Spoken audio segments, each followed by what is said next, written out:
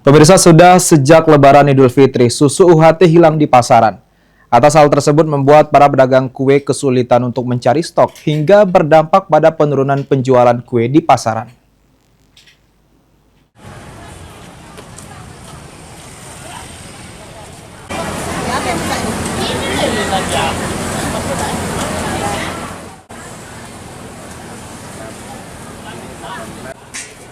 Kelangkaan susu UHT sudah sangat dirasakan para pedagang di sejumlah wilayah kota Palembang dalam beberapa waktu terakhir.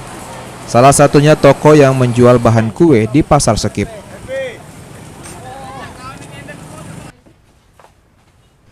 Karyawan toko bahan kue Nur mengatakan, pasokan susu UHT dari distributor mengalami penurunan sehingga stok yang tersedia habis dalam waktu singkat. Kondisi ini membuat mereka kesulitan untuk memenuhi permintaan konsumen yang tetap tinggi. Menurutnya, kelangkaan stok susu UHT berbagai merek sudah terjadi setelah Hari Raya Idul Fitri dan terjadi hingga saat ini.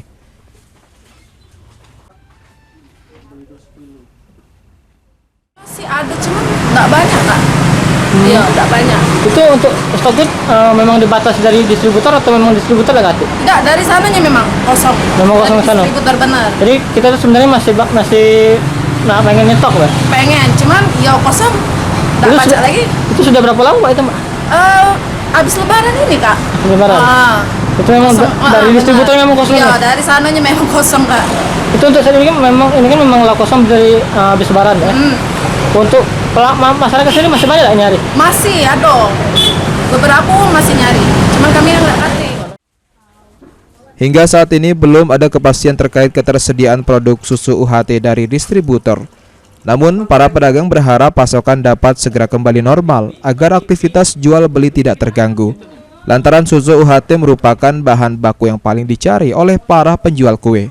Ilham Wahyudi, PAL TV.